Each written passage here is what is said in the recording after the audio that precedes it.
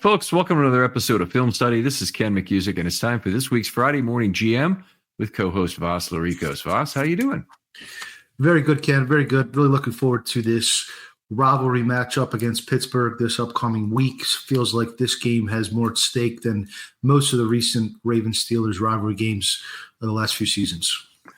Yeah, Ravens having played the Steelers on Week 18 a couple of times recently. Those games have meant nothing for the Ravens, and they've taken them kind of not in 22. In 22, I guess they faced the Bengals, but they have faced them a couple of times in Week 18 where it didn't mean anything, and that has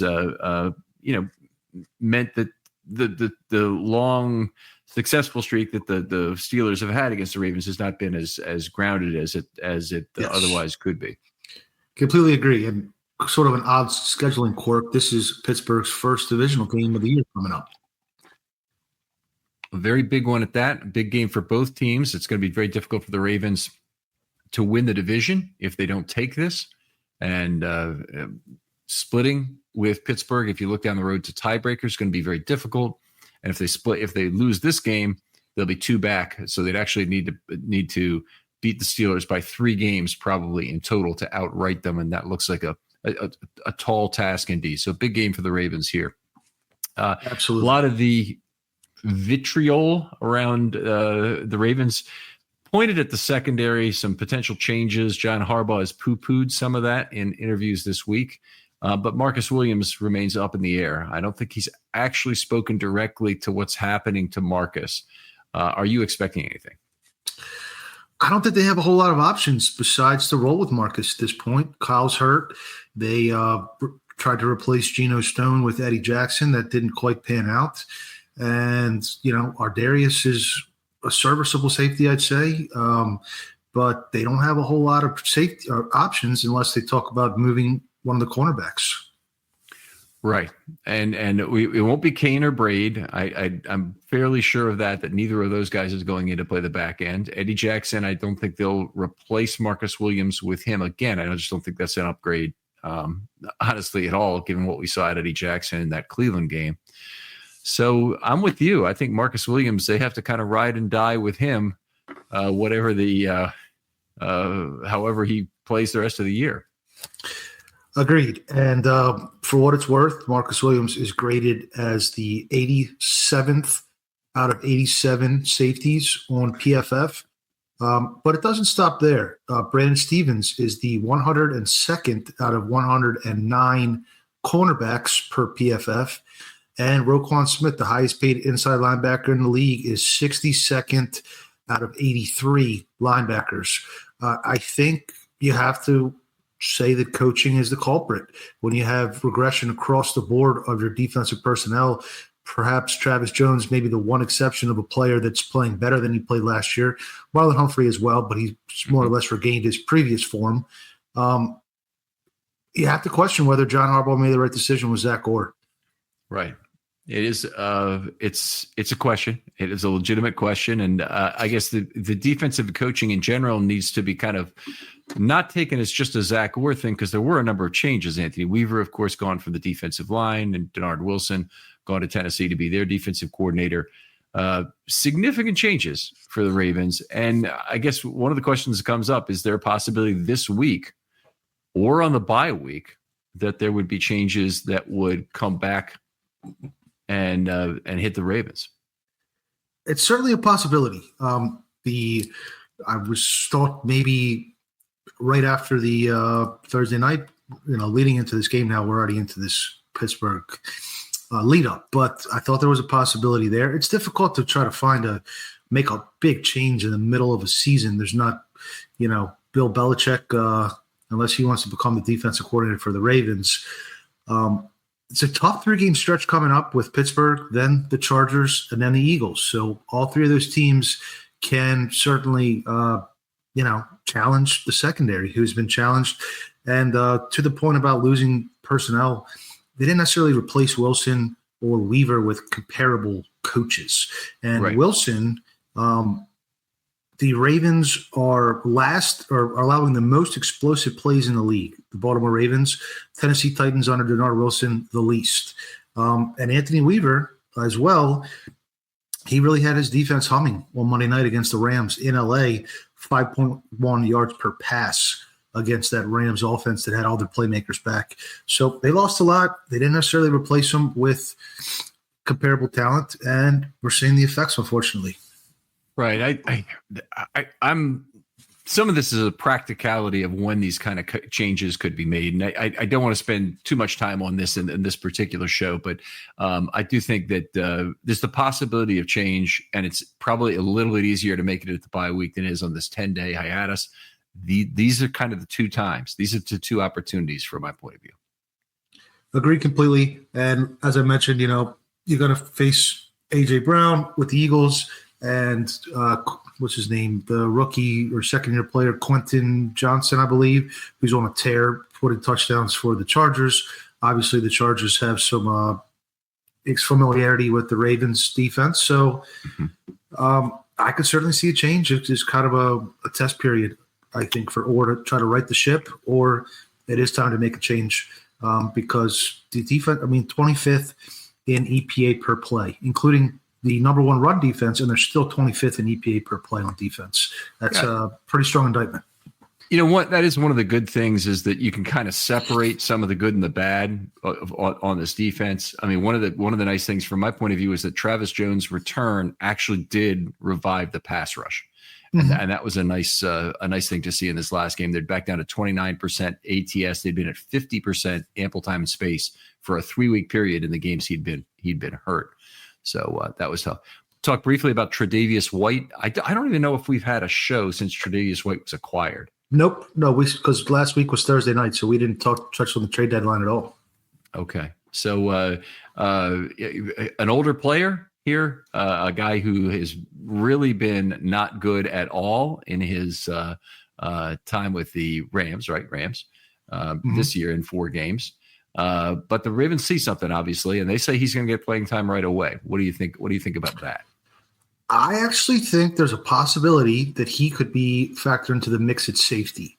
He was always best as a zone corner, which sort of is the more natural progression to a safety as compared to a sticky man-to-man type of guy.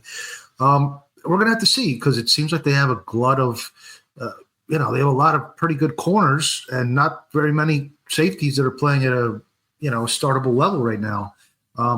So whether it's he, whether it's Brandon Stevens, I'm not convinced that a move to safety would really help Brandon Stevens very much. I wasn't impressed with his play on the back end when he was a safety. He did do some good things as sort of that overhang linebacker coming forward when he was auditioning at safety. But apparently they wanted to keep him at safety until they finally were forced to make the move to corner. What was that, about a season and a half ago? Yeah, I guess it was before 23, and then all of a sudden he never missed a snap and was a high quality corner at a high quality right corner immediately. I'm hearing Harbaugh's language about Stevens, and I hear somebody who's saying not yet on Stevens moving from corner. He said he's trying very hard to play this position well, or words to that effect. To me, this is like he's going to get one more chance to play this position well is what I'm really hearing there. And that might mean he just gets benched, or it might mean that a move to safety is still possible. But it does seem like it would be kind of a waste given how the Ravens are otherwise if he doesn't move to safety. They do have Wiggins and Humphrey could play on the outside, and they could have Mollett or whatever play on the slot. Mollett, we'll just get into the injury report in a minute here, but Mollett's on the injury report now. He may or may not play. If that's the case, I think the opportunity is golden to move Humphrey to the slot. If they don't have some other plan for moving Humphrey to safety this week, to move Humphrey to slot, and then we'll see Wiggins, some combination of Wiggins, White, and Stevens on the outside. Agreed. And I think they need Humphrey in the slot for his playmaking potential, jumping routes, stripping balls, stripping receivers. On the related note, I do think the defense is possibly in line for some positive interception regression or positive regression or interceptions. Ravens are tied for the NFL lead with 53 passes defense, but they only have 6 interceptions on the year. And Bill Connolly, ESPN, I guess did a study a few years ago, and approximately 20% of PDs are supposed to result in interceptions. So maybe they're due for some there. But I think it's just a matter of communication, I think, and just is it too complex? Is it too simple? Is it too much of both? I don't know, but they just need to work as a team better, I think. There is a luck factor certainly with that. And by the way, that number is exactly what I got. Once every 5 to 5.5 is about the right number. And the Ravens are just a little bit better than once every 9 that they're intercepting balls. That's unlucky. It's also a small sample size. If you think about, how many 6s do you roll? If you roll a die, 53 times, you're certainly not guaranteed to get the 9 you would hope for. And you might end up with 5. And, it's just the way things somehow go. But anyway, it's unfortunate. And he's right, though, that the Ravens, I would feel better even about their percentage going up if more of their balls were tips at the line of scrimmage and not tips and dislodgements in coverage, which I think are a fairly significant portion of the Ravens PDs. So there's probably a little bit of that as well. Out of curiosity, Ken, real quick, just wanted to get your opinion here. Are you in favor of more man coverage? Because to me, when you look at the players, they have the athletic talent to be better in coverage than they are. And I think it just made me a matter of trying to use the deceptive pressures maybe too much. And that's creating some of the problem. Right. Well, sometimes when you have to play zone instead of man, and zone is dictated when you want to play mostly downhill football and keep guys in front of you and whatnot. So you should start with that. The other component is, and this question, by the way, is asked us on the radio the other day, and Ed said, I think they're more confused in zone coverage, that they really look like they know what they're doing in man, and that makes all kinds of sense. But there's a second component to that that's important, is that your safety play always has a zone component, and that's where the Ravens are falling down most.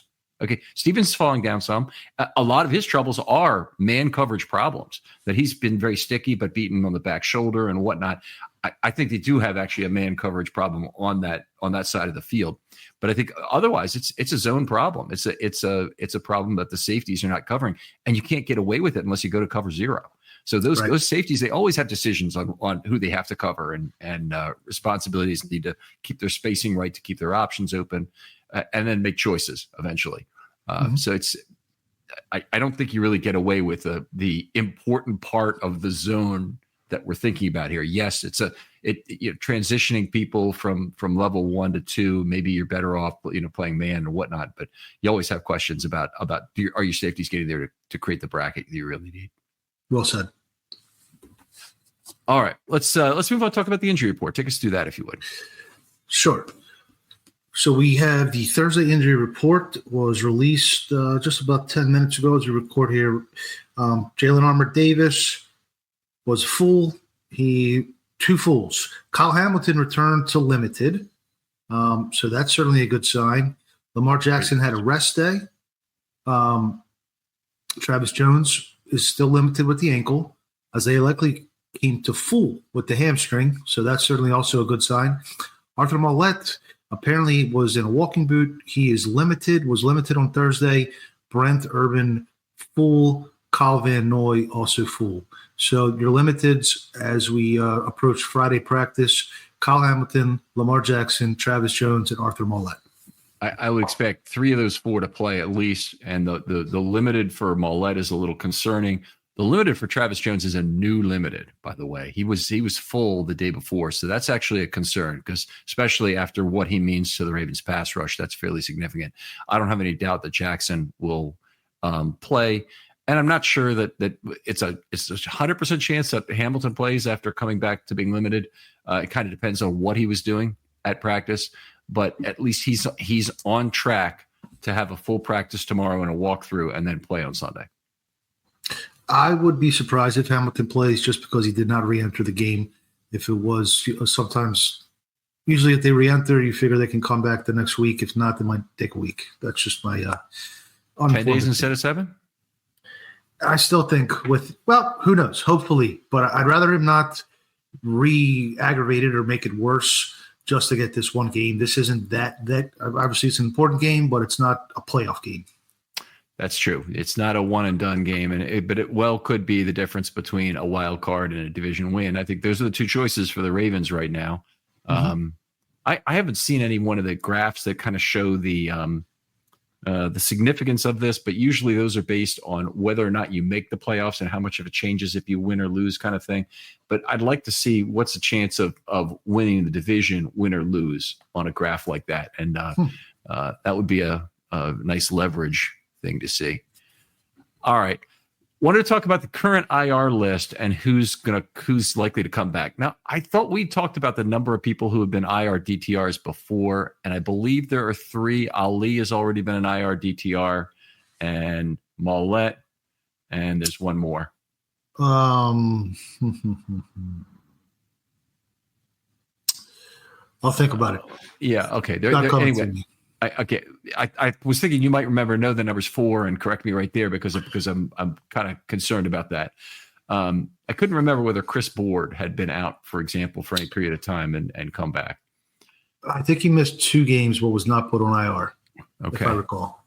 All right, and they have 3 guys on IR right now who I believe are still expected to return or expected they would be able to return this year. And the first is Michael Pierce, who they certainly want back as soon as he's ready.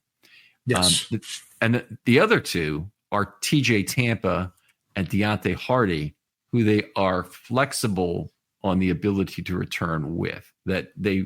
Tampa, it'd be kind of a shame if he didn't come back, play some his rookie year, et cetera, et cetera. On the other hand, if he's buried on the cornerback chart, and maybe even if they get another guy off the street, they never have a chance to activate him, they may decide that's useful for someone else.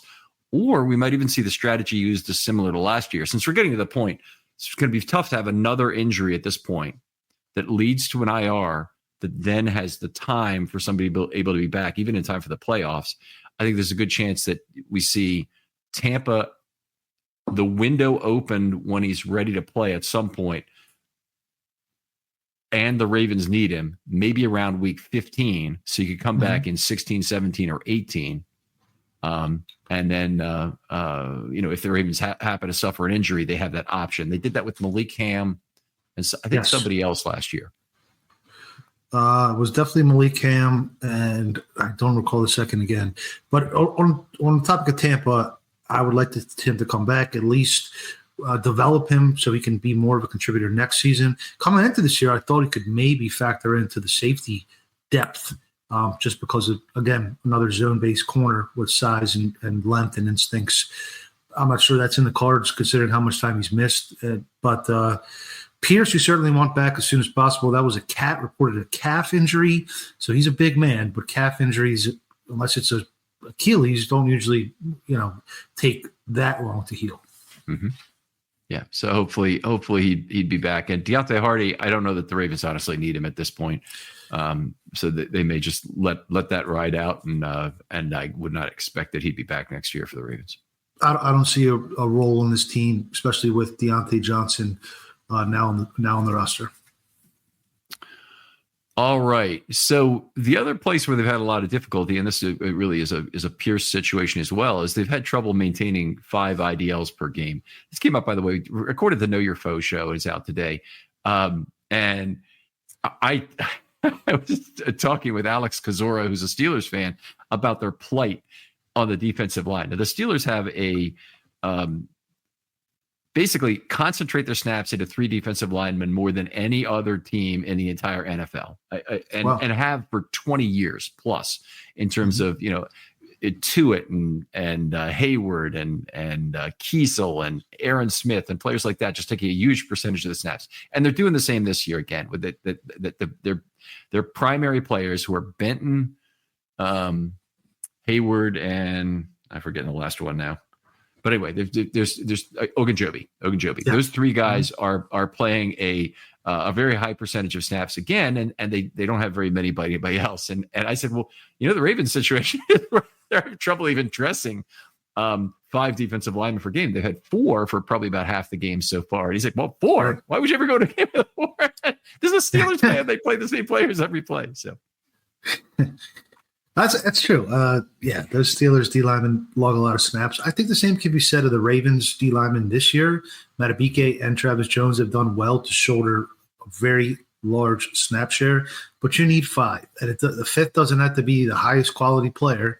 I'm not even sure the 4th does. Broderick Washington's a he's a replacement level player pretty much. But I did want 5, and my choice for the 5th would be to activate Wormley to the 53. I think he's played well enough in the limited snaps that he's had that as a temporary measure, and then when Pierce is ready to return, then you can try to get Wormley back to the practice squad at that point. All right, so that certainly could happen. They're gonna go through a process here. They have the basic 4. They have Jones, Matabike, Urban, Washington. Then they have Wormley and Tupou who they can elevate. And I think that's actually what they've been doing is kind of conserving their elevations because they know that they might have somebody else get hurt and they don't want to have to go to the street again because it's a big drop down in terms of the what they have there. But they have between the 2 of Wormley and Tupou, they have 3 remaining elevations, I believe. I could be wrong about that. Might be, I think Wormley has 2 and Tupou has 1 remaining. Yeah, they did a similar.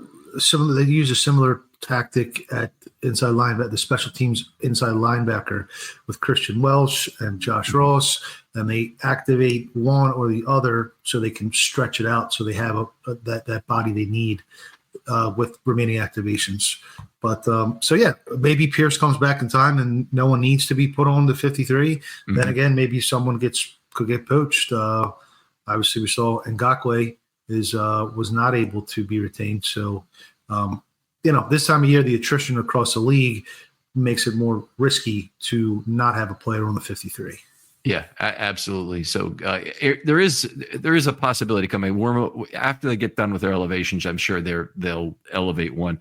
And if you're Wormley or Tupou, I think if you got a call from Arizona or whatever it is, I think you come to the Ravens like all practice squad people do. Hey, look, the Cardinals are interested. Do you want to elevate me?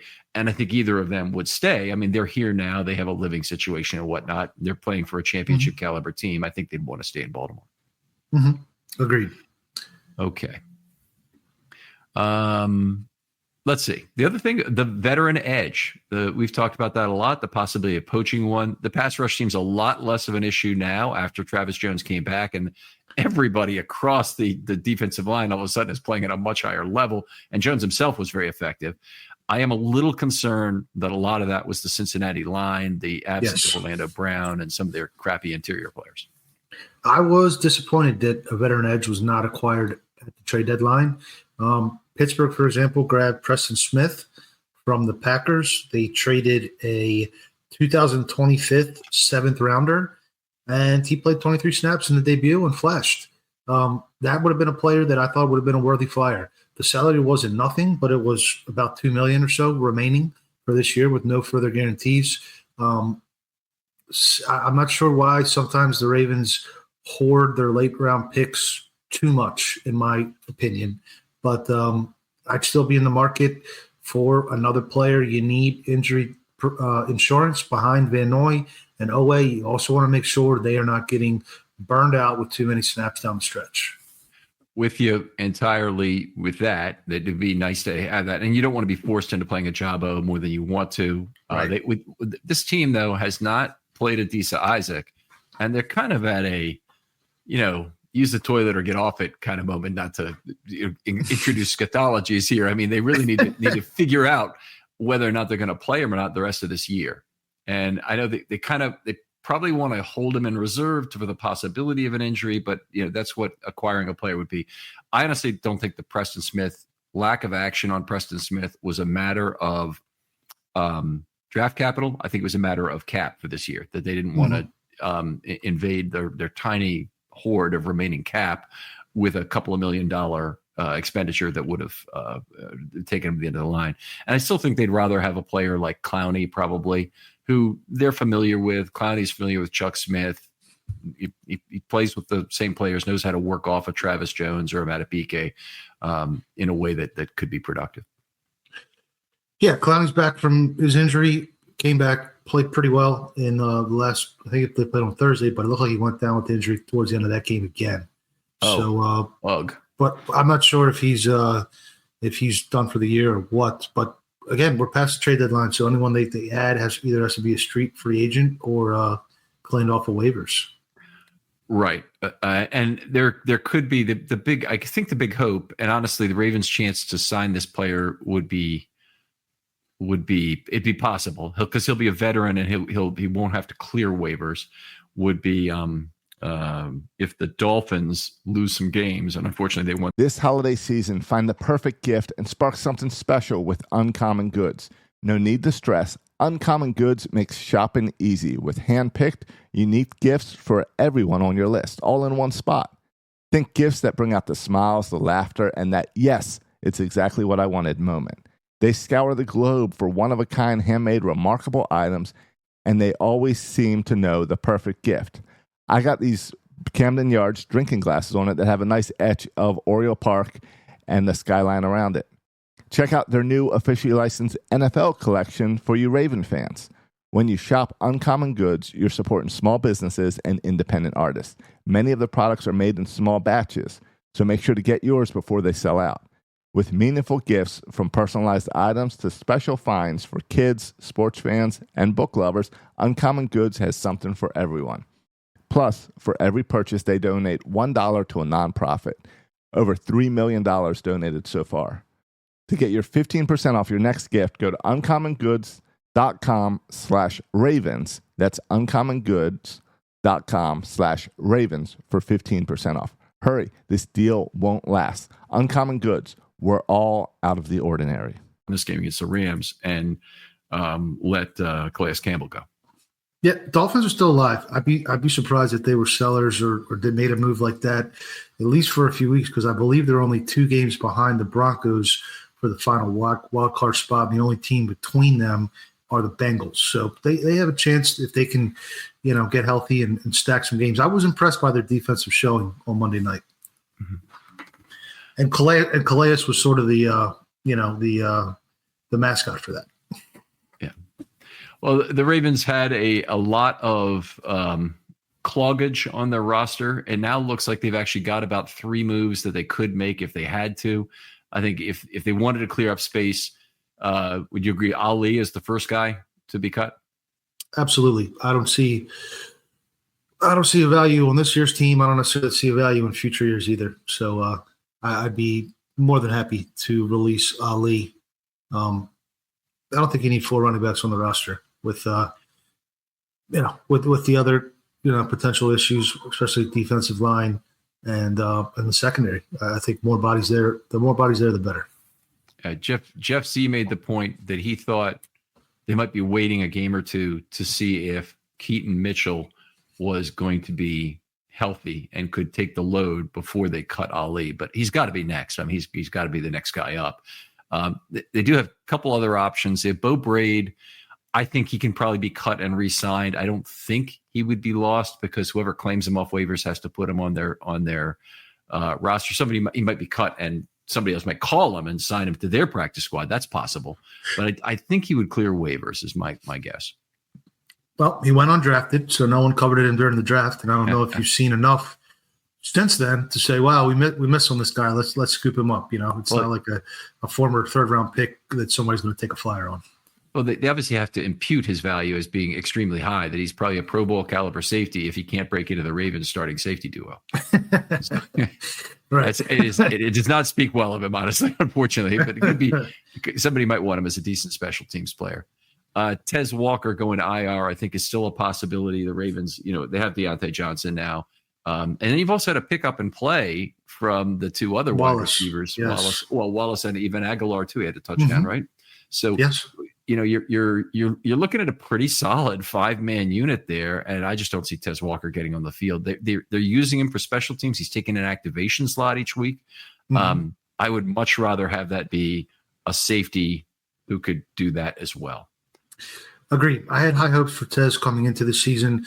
Doesn't look like it's going to pan out. If you need a spot, it's fine. You can ramp him up again next spring and see what you get next year. All right. Been a lot of trash talking this week coming up for the Steelers game. Just some interesting stuff. We have had a little discussion on this on various shows this week, but the Patrick Queen stuff,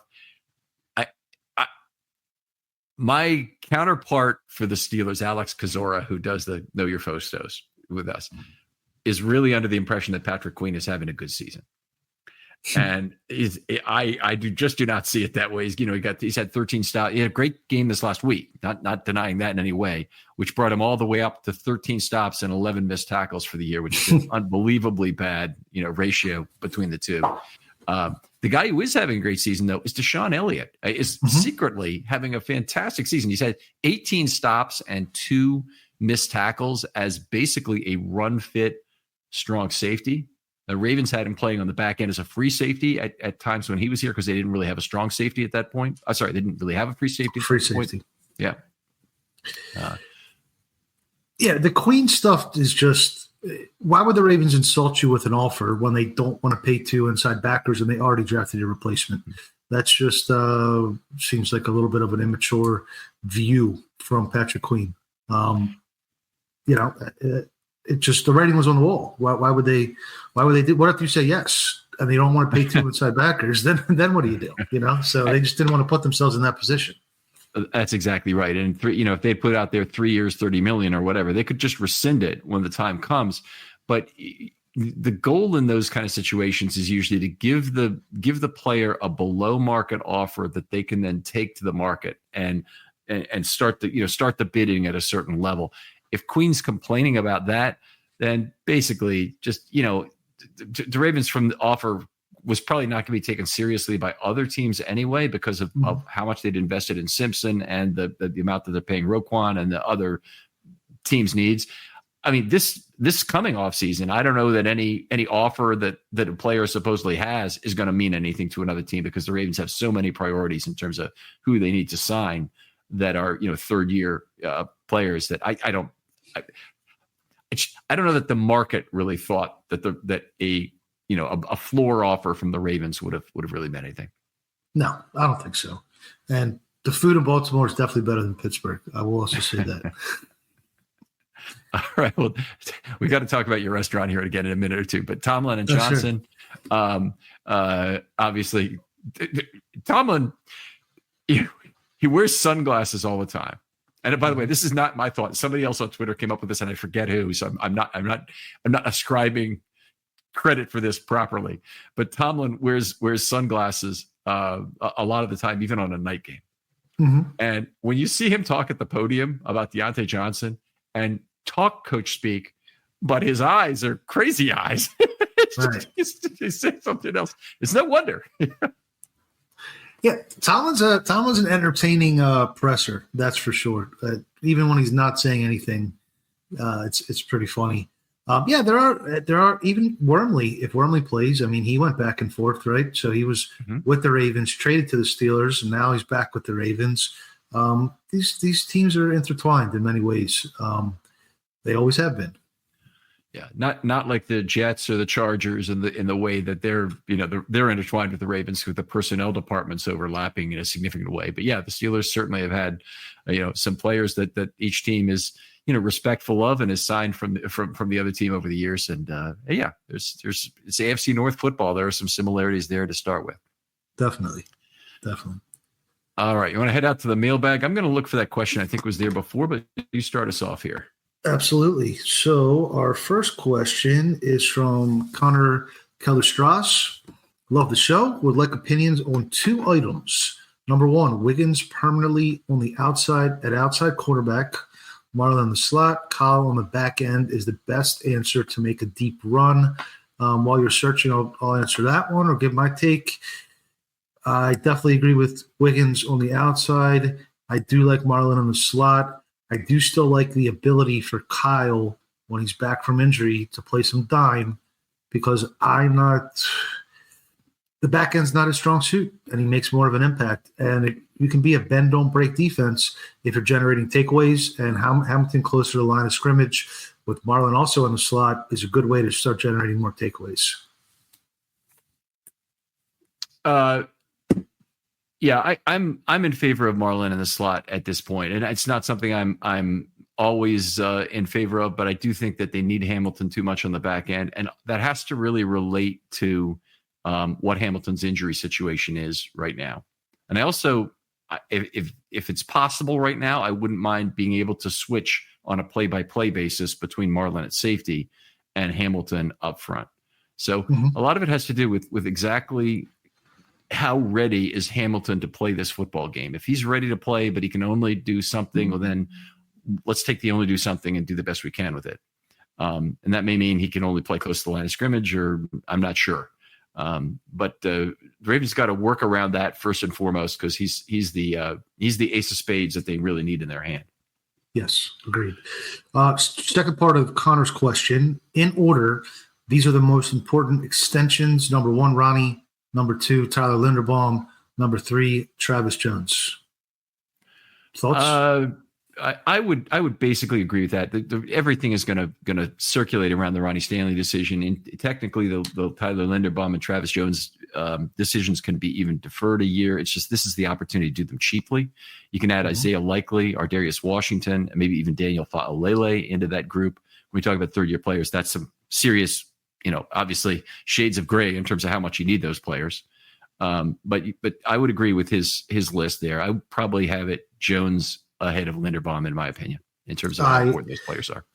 I agree with that exactly. I think a disruptive 3-down defensive tackle has more value than a top 3 center, personally. Just positional value, replaceability, scarcity. So I would have Jones second. And Ronnie's probably the most important, but it's not necessarily going to be a long-term deal. So Jones is really one of my top priorities for this coming offseason. It's the Steelers are talking about a big deal for, what is it, Doyle? The guy's the left. I always want to call him Doyle, but that might not be his name. The left tackle who's now in his 4th year and is first showing up now to play well. Dan Moore. Sorry, I always call him Dan Moore. Moore. Yeah. What was he? A 6th-round pick. Big tall guy, right? Yep. Long arms. I forget where he played. Long arms. Yep. Yeah, they developed him well. They missed on some of the guys they picked high too. So, but one way or another, offensive line's playing well enough to give Russell Wilson time to throw those moon balls that he likes so much. Right. Yeah. Texas A&M for Dan Moore as well, but a player who, has followed really, I think, is a typical Ravens pattern of development, that they end up being a good 4th-year player. And it's nice to see other teams not be able to develop players earlier than that. And hey, 6th-round draft pick, hey, that exactly fits the Ravens mold. Sometimes you get more out of players a little earlier. Moore's played a lot. He's been kind of an Iron Man. And he's an interesting case study for Ronnie Stanley's contract, because I really wonder what the relative of those two will be. In Stanley, you get certainly a higher quality player when he's playing at his best. And we've seen some of that this season. Moore has now come into his best at a younger age. And does that make him the more valuable commodity at 26 years old? He's just turned 26 in September too. So he's a young 26. Which player gets more in the open market? I would think that Moore does, just because the history of these offensive tackles, left tackles particularly, that start becoming injury prone. Tyron Smith, a few others. They just seem like it's not something that can be course corrected. I do think that Ronnie will probably, knock on wood, hopefully he makes it through this year and the next couple of years, but I'm not sure that's a high likelihood. Okay, we have another question from A Bits, and he just gives us I think as a comment here. So let me read it as is. Any thoughts on this? He has this question. Any thoughts on the success of Lamar's had, despite the offensive line taking time to improve while new pieces are assimilating? Is this something EDC might have seen happening? And is the success with a middling line an area where cap dollars can be saved? Very thoughtful question there. So biggest question of all to me is, where can you save money if you're a GM? Not, oh, look, there's this shiny object over here, a wide receiver who was good 3 years ago. And this other one over here, I got to have a tight end and I got to have a running back. And there's a left tackle. Sign everybody. Mortgage the future. That's not, how I want the organization run. I want to find out how to play well for a long period of time, and give yourself consistent lottery tickets. By the way, when you give yourself consistent lottery tickets to get into playoffs, the playoff disappointments seem less significant, but you can't really control the 2019 kind of playoff loss very easily. It just is going to happen once in a while. And that's why you don't want to you go all in every single pot when you've got a generally good football team that can contend every year. You want to maintain some dry powder, maintain the ability to make those teams good by making some, less expensive moves. And this is my frustration anyway with the all in kind of philosophy. And I know you have a slightly different view, but I think you're still closer to the right. If I'll call myself this extreme right on this case, I think you're closer to the right than you are to the left on that case. Absolutely. You can certainly overdo it going all in. My view is that if you can maintain a championship window, but to me, it's really, I'm probably the biggest proponent of positional value in the Ravens flock. That's sort of my default calling card. And I think the way to save money is to not spend money on the most replaceable positions. This Ravens roster is not built that way, and it is what it is. But back to the question, if we can, I think Lamar is certainly having a tremendous beneficial impact on the offensive line. Imagine Joe Flacco trying to execute an offense behind this offensive line would be disastrous. You see Lamar scramble, buy time, go all the way to the sideline, make a play. He's constantly evading pressure, changing the angles, evading pressure some more, and then making plays down the field. And I do agree that this is a place where cap dollars can be saved. I wouldn't recommend that for most teams, but with Lamar's unique skill set, and I think offensive line is one of the most important position groups on the team. But if you are in a position where you're paying an inside linebacker, you're paying a running back, you're paying a fullback, you're paying some other replaceable positions, and you have to choose somewhere, I think Lamar is unique enough and special enough to be able to save some dollars on the offensive line. It certainly has worked this year. Some of it, I think, is some of the Ravens' institutional coaching ability has made this offensive line play at probably a little higher than the aggregate some of their parts. I would say they are. Linderbaum is a very solid center. Ronnie Stanley's been an injury-plagued left tackle that it's happened to work out at a significantly higher level this year. And then the other three positions, you're getting a backup tackle playing very well now at left guard.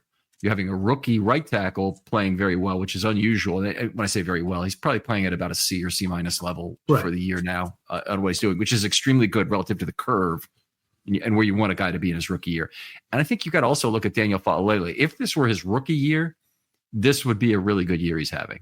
It's not. It's his third year, and he really needed to get off that developmental lineman tag this year and be something. But I think he's also done that to a certain degree. And I'm not enthused. I'm not, it's not a 10 performance, but it's not a 0 either. It's, whether it's a 4 or a 5 or a 6, I think you can make an argument on any of those. And I think he might be a guy who figures into the Ravens' plans as a starter next year.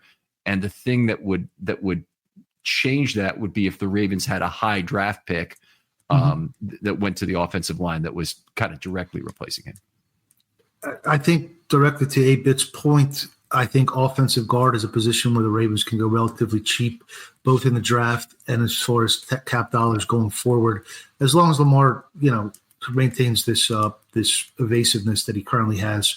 Maybe later in his career, he loses half a step, and you can't get away with that. But judged based off of what we've seen this year, I think that they don't necessarily need a stud guard. Average guards are probably good enough. Yeah, great point, by the way, about projecting for Lamar's future decline in mobility, because it will happen. It happens to everybody at some point.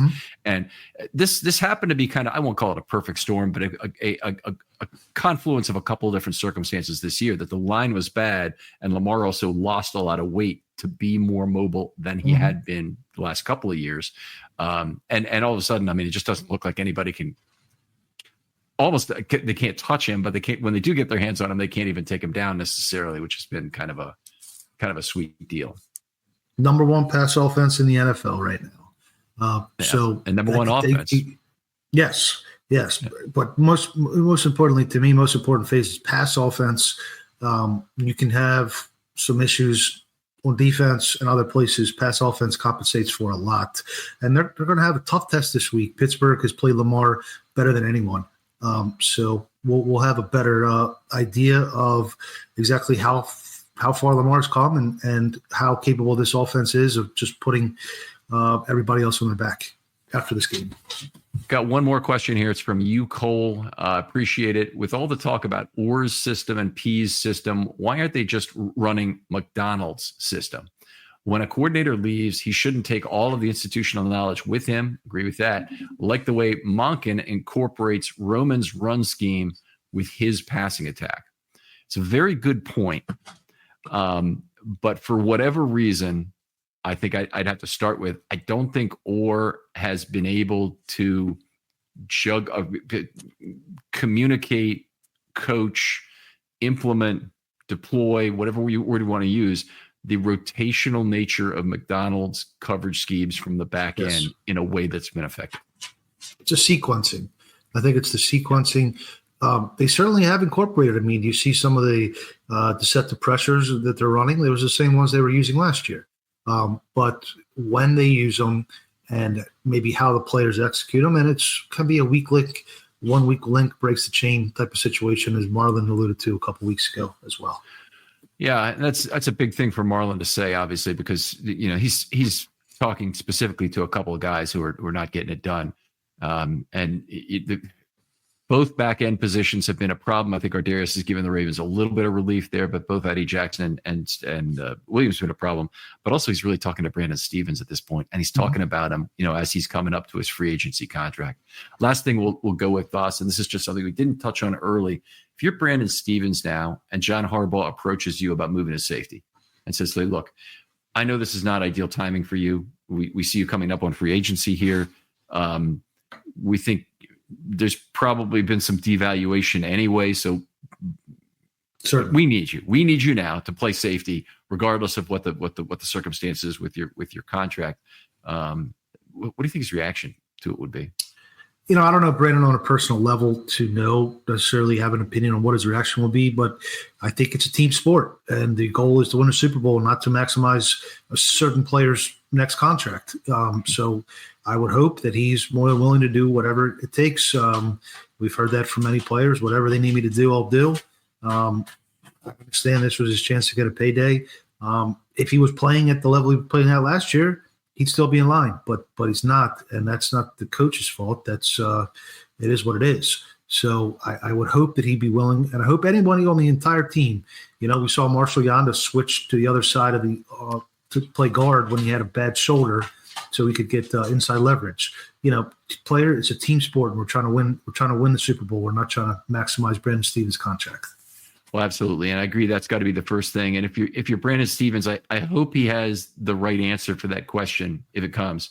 Coach, I'm just looking to play here. Can I get whatever it takes to get us over the hump? Because if he doesn't, the other opportunity could be benching, and it also could be kind of a wedge between him and Harbaugh.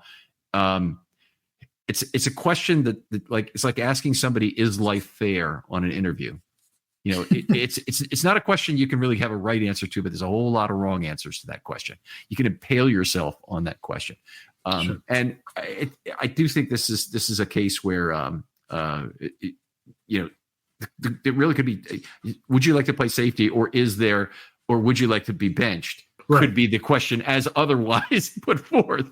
And that might really honestly be the answer. Yeah. Yeah. So, it's time to get the defense back on track. Consider many options. They had the mini bye this week.